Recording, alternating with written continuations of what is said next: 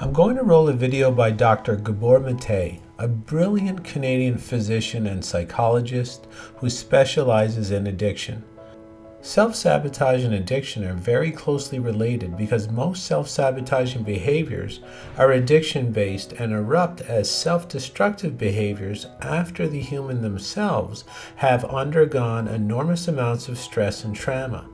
Pain, as we will see, is what drives sedative behaviors that are often described as addictions. And unless the pain driving the self-destructive behavior is addressed, the behavior will continue. What often looks like a food issue, or an alcohol issue, or a substance addiction is most often a pain issue. When we look at the addiction as the issue that needs addressing, we're sure to fail long term unless we address the pain that's driving our cycles of self-loathing, self-attacks, self-abuse, and self-destruction.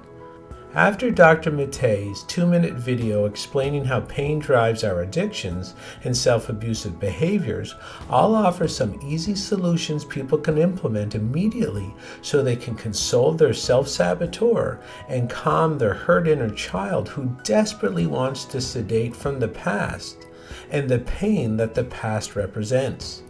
Back in a moment right after the amazingly insightful Dr. Gabor Mate.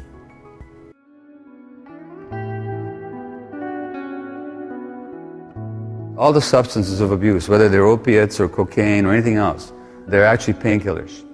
Some of them specifically are painkillers. But physical pain and emotional pain, the suffering is experienced in the same part of the brain.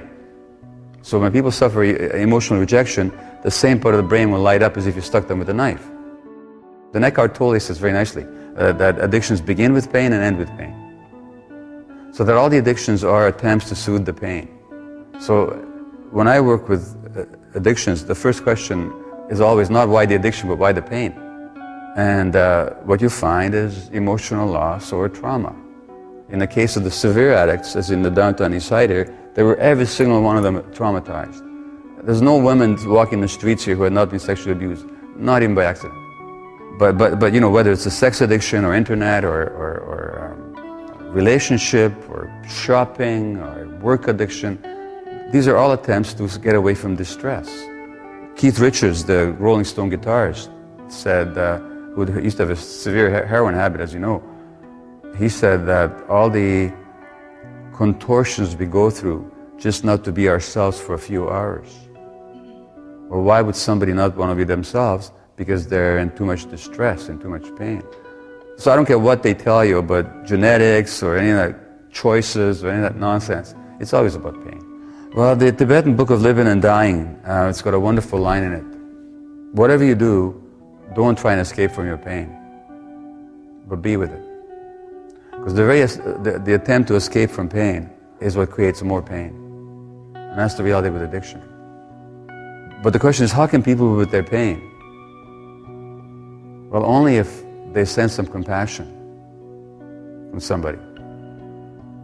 So as another teacher says, only when compassion is present will people allow themselves to see the truth. So addicted people need a compassionate present which will permit them to experience their pain without having to run away from it. And all the attempts to run away, it's like another teacher says, the surest way to go to hell is to try to run away from hell. So you got to be with that pain. You just have to be with it, but you have to have some support. And we live in a society that one way or the other is always about instant relief, quick satisfaction, distraction. In other words, we live in a culture that is based on, both economically and psychologically, on not supporting people to be with themselves. So it's always the quick getaway. So it's very difficult to deal with addictions in a society. But yeah, it is a matter of, at some point, finding a way of being with your pain so that you can actually get to know what it's really all about.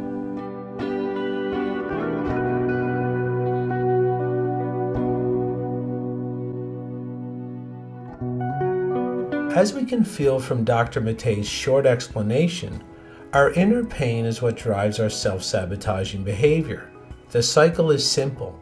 The addictions, regardless if food, alcohol, work, pornography, etc., are all about either sedating from our pain or distracting ourselves from that pain. All self-sabotaging behavior is about avoidance.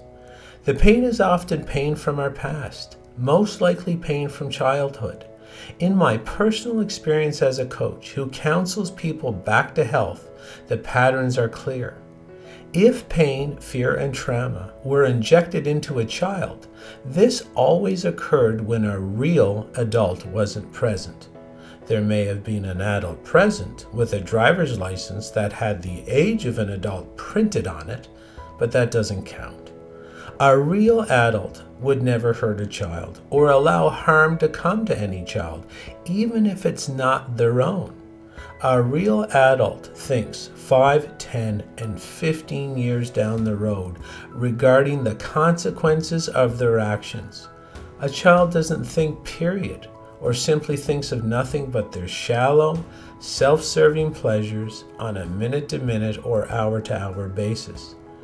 There are many children today living in adult bodies, and with that, we have addiction in our society skyrocketing because these adults, who act and think like children, are serving the children around them up to some very evil and sinister forces during the child's most formative years. First, I would like to say, I'm sorry for your pain. I was also hurt, damaged, and traumatized in my childhood, so I not only self-educate regarding the self-sabotage cycle, I've actually lived it from start to near finish. The key to overcoming self-sabotage is to understand that the fear our hurt inner child carries is due to a real adult not being there to protect them when that child could not protect themselves. The solution is to find that adult who is capable of protecting our hurt inner child each day, every day. Guess who that real adult has to be? Yes, it's you. This is the solution. If our hurt inner child looks out daily, and they do, to check if a real adult has arrived and sees us drinking, smoking, making decisions based on our short-term pleasures and long-term destruction, that hurt inner child feels again unprotected. And the best that damaged inner child can do is cast their vote to keep sedating from this fear and trauma-based reality. This is how our addictions continue. We refuse to become the adult we were always meant to be. When our hurt inner child looks out, they need to see a real adult so they can feel safe in the world again. And that real adult has to be you. Again, a real adult thinks 5, 10, and 15 years down the road with each decision they make in a day. This is how our hurt inner child will know a real adult has finally arrived. Picture your hurt inner child right now, a 5-year-old version of yourself. When you're ready to lead and become the real adult that both of you need, extend your hand to that innocent child and understand that protecting that child from further harm is the most important job any human will have as they walk this earth. It's time to turn the page, face your pain, protect your hurt inner child, take that child's hand, and walk bravely into the future together. You never needed to get rid of your self-saboteur. You only needed to let your hurt inner child know that a real adult has finally arrived. It's time. Walk into your best life. There's nothing more important than the bravery you now have to prepare a future of peace for both of you. May the courage find you to make this a reality.